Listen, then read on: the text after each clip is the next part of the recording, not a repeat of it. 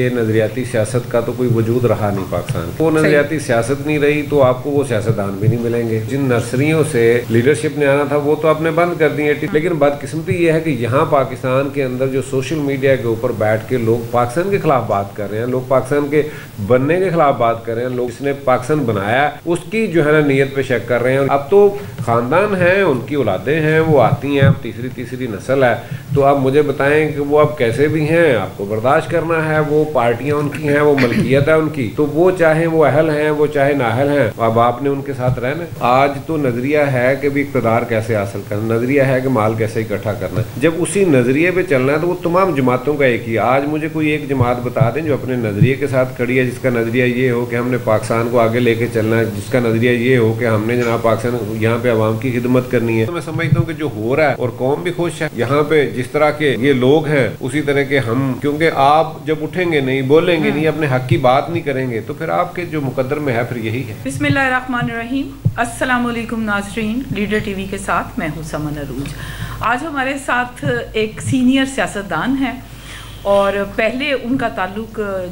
PTI यानी पाकिस्तान तहरीक इंसाफ के साथ रहा है और आजकल वो मुस्लिम लीग काफ के साथ हैं। मियाँ वहीद साहब हमारे साथ हैं। अस्सलाम वालेकुम, बहुत शुक्रिया आपके वक्त का। Welcome to Leader TV. वालेकुम अस्सलाम, थैंक यू वेरी मच। आपसे मैं यह जानना चाहूँगी कि मैं चूँकि ज़ाती तौर पे आपको जानती हूँ और मैंने आपके काम को भी देखा है, लेकिन ओवरऑल पाकिस्तान में जो सियासत का मोराल जिस तरह से नीचे गिरा है,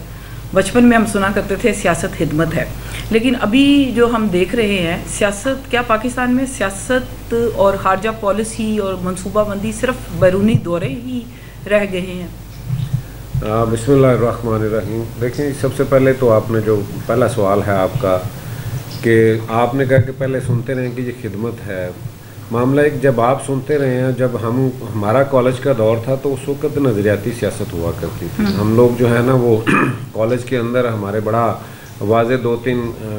ग्रुप होते थे। यानी एक आप देखें कि सुर्ख है, सब्ज़ है, ये नारा होता था, या एक इस्लामी नुक्ता निगाह से बात होती थी।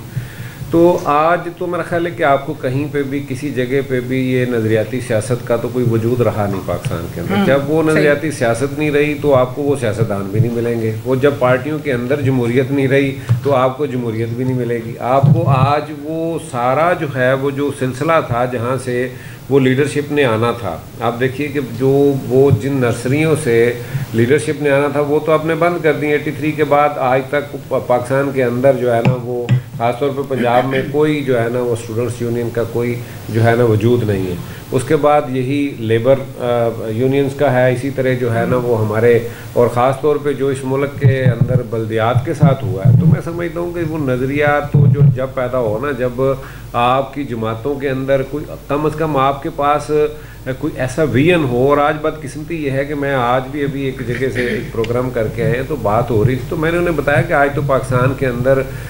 इस तरह का मादर पिदर आज़ाद मामला चल रहा है कि आपकी जो सोशल मीडिया है, हालांकि ये आज समझता हूँ कि दुनिया के अंदर तब्दीली में आज जो नेपाल में हुआ है या बांग्लादेश में हुआ है, जो बाकी दुनिया के अंदर हो रहा है, उसकी वजह जो है वो मैं समझता हूँ कि उसमें सोशल मीडिया का बहुत बड़ा किरदार है। लेकिन बदकिस्मती ये है कि यहाँ पाकिस्तान के अंदर जो सोशल मीडिया के ऊपर बैठ के लोग पाकिस्तान के खिलाफ बात कर रहे हैं, लोग पाकिस्तान के बनने के खिलाफ बात कर रहे हैं, लोग बानी के खिलाफ, जो जिसने पाकिस्तान बनाया उसकी जो है ना नीयत पे शक कर रहे हैं। और यहाँ पे लोगों को क्या बता रहे हैं, वो उस नज़रिया जो हमारा था, जिस नज़रिए पे ये मुल्क बनाया, ये 2 कौमी नज़रिया जो था, उसकी बजाय इसकी कि हम उसको आगे लेके चलते हैं, उस पर बात करते। आज हमारे चूँकि ये तमाम प्रोग्राम जो जहाँ पे हमारी नई नस्ल को, नौजवानों को सीखना था, समझना था, वो तो सारे बंद हो चुके हैं। अब तो ख़ानदान हैं, उनकी औलादें हैं, वो आती हैं, अब तीसरी नस्ल है। तो अब मुझे बताएं कि वो अब कैसे भी हैं, आपको बर्दाश्त करना है। वो पार्टियां उनकी हैं, वो मलकियत है उनकी, तो वो चाहे वो अहल हैं, वो चाहे नाअहल हैं,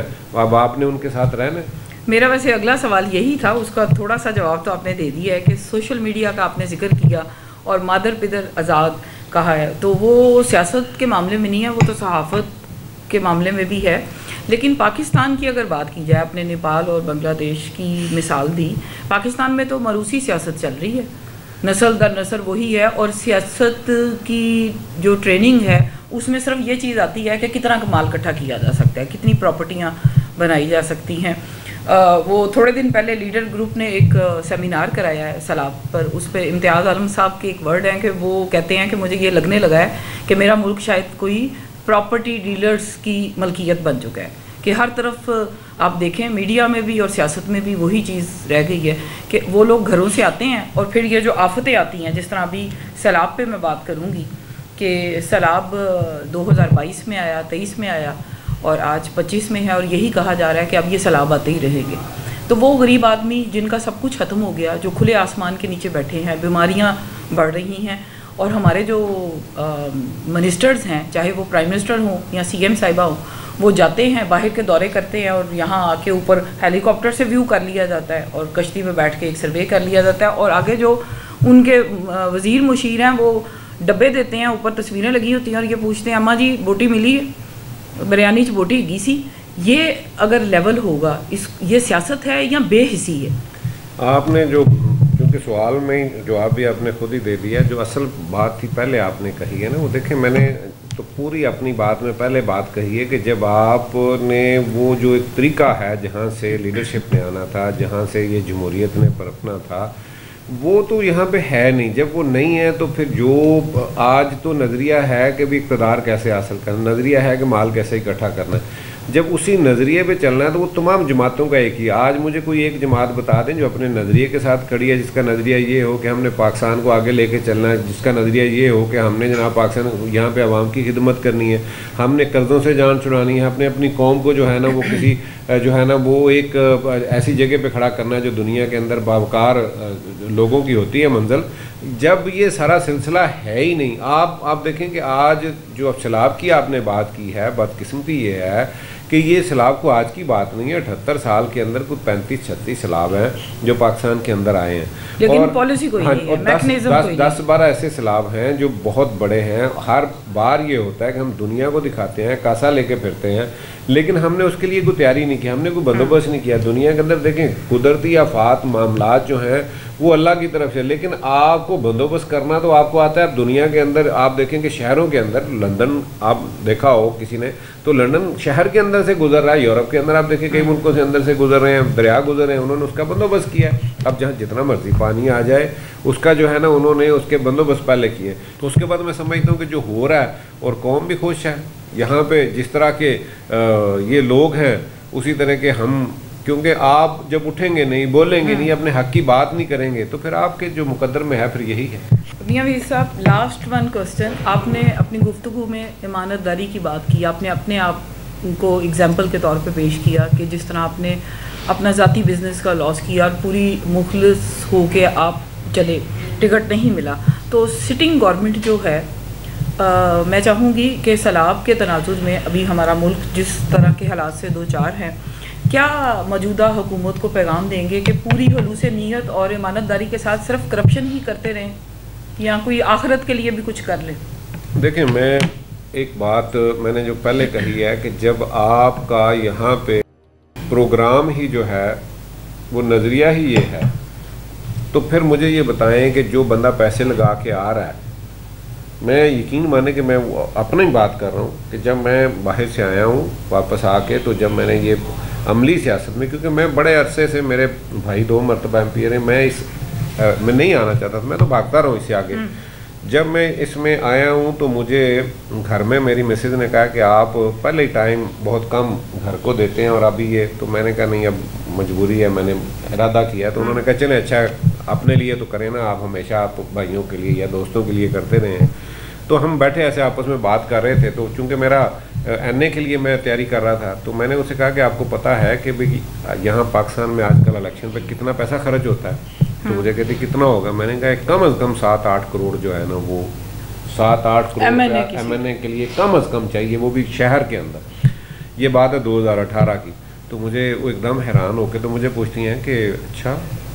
तो ये फिर पैसे जो है ना ये पूरे कैसे होते हैं? तो मैंने कहा यहाँ से करप्शन का जो है ना वो आगाज़ जो है ना। आप मुझे ये बताएं कि एक मेरे जैसा बंदा जिसके घर में कोई इस तरह का, हमारा कोई ऐसा खुदा न खास्ता कोई ऐसा कारोबार नहीं है, कोई ऐसी 2 नंबरी वाली बात नहीं है,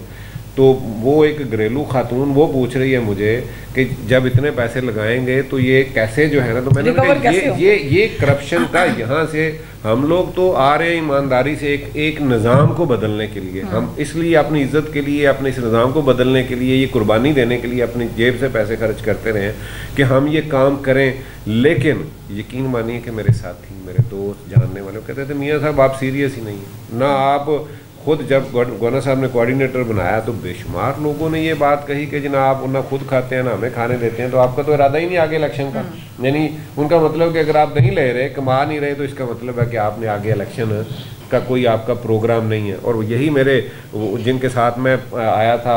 पीटीआई छोड़ के, क्योंकि हम 9 मई से बहुत पहले आ गए थे, चौधरी साहब का जब इख्तलाफ हुआ है खान साहब से, तो मैं उनके साथ ही आ गया था।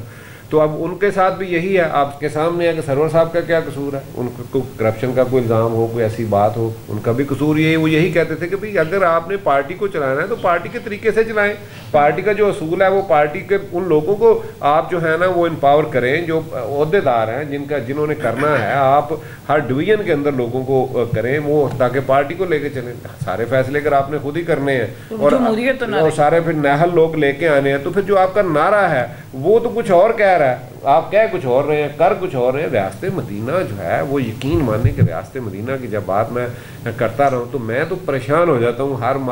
और मैं ये 500 जगह पे मैंने ये बात की है कि रियासत मदीना जब बनी है तो उसके पीछे यहूदियों से, मुशरिकीन से मुआहदे हैं, मुसलमानों के मुआखात हैं, वो आपस में किस तरह भाई भाई बनाया, और जो है ना वो दूसरों लोगों के साथ मुआहदे किए, मुआहदे करके अपनी लीडरशिप मनवाई और बड़ी थोड़ी सी तादाद में होके अपना वहाँ पे अपने आप को मनवाया। हम क्या कर रहे हैं कि हमें हुकूमत मिली, हमने कहा हमने इनसे हाथ ही नहीं मिलाना, अपनी अपोजिशन से हमने बात ही नहीं की, ये चोर हैं डाकू हैं। अच्छा भी चोर हैं डाकू हैं, पीछे जो किया आप आए हैं, आप साथ लेके चले, आप इनको बताएं कि अब नहीं, कि आप किसकी उम्मीद लगाए बैठे हैं। जब तक हम वो अपने अंदर वो उस नज़रिए को, जो जिस नज़रिए पे आपने लाखों कुर्बानियाँ दी थी, जिस नज़रिए पे हज़ारों लाखों असमतें लूटी थी, जब तक वो नज़रिया अंदर हम दोबारा से उस पर काम नहीं करते, वो लोगों को नहीं बताते, और ये जो एक नई बहस है उन को ख़ास तौर पे ये लफ्ज़ मैंने बड़ा दुख से ये बात कर रहा हूँ, वो जो आज कायद-ए-आज़म मोहम्मद अली जिन्ना की, जो उलमा इकबाल की, जो हमारे उस वक़्त के शहीदों का मजाक उड़ा रहे हैं, जो आज कह रहे हैं कि गलत बना है, जो कह रहे थे कि जो ज़्यादती हुई है, आज उन पे सबसे पहले जो है ना उन पर पाबंदी लगनी चाहिए। यहाँ पे ज़रा सी किसी पे बात होती है तो उसका जो है ना वो सॉफ्टवेयर अपडेट जो है ना हो जाता है, तो वो किताबें, वो इंटरव्यू, वो चीज़ें वो आज पब्लिक में आम हो रही हैं। आज वो हमारे नौजवानों को जो बताया जा रहा है, खुदारा सबसे पहले उन पे जो है ना कंट्रोल करें। उस नज़रिए की आपने देखना है तो जो दो कौमी नज़रिया उसका इंडिया के मुसलमानों से पूछ लें। सबसे बढ़ के जो बात है वो ये है कि आप पूरे हमारे सारे सूबों के जो नई नौजवान हैं, नई नस्ल है, हमारे नौजवान हैं, यूथ को ऐसे प्रोग्राम करें कि ये इकट्ठे जो है ना इनके आपस में तबादले हों, आए जाएँ, और यहाँ पे वो दोबारा से वो माहौल पैदा करें जो कभी होता था। मैं कभी कोयटा जाना होता था या कभी पेशावर जाना होता था तो यकीन माने कि वो तो हमें यहाँ से जाते थे तो दावतें नहीं ख़त्म होती थी, इतने मेहमान नवाज लोग हैं, इतने मेहमान नवाज लोग हैं। और आज यहाँ हमें देखने को क्या मिलता है कि जनाब शनाख्ती कार्ड देख के तो वो हमें मार रहे हैं। बहुत शुक्रिया मियाँ वहीद साहब। नाज़रीन इजाज़त दीजिए, अल्लाह ने के बाद।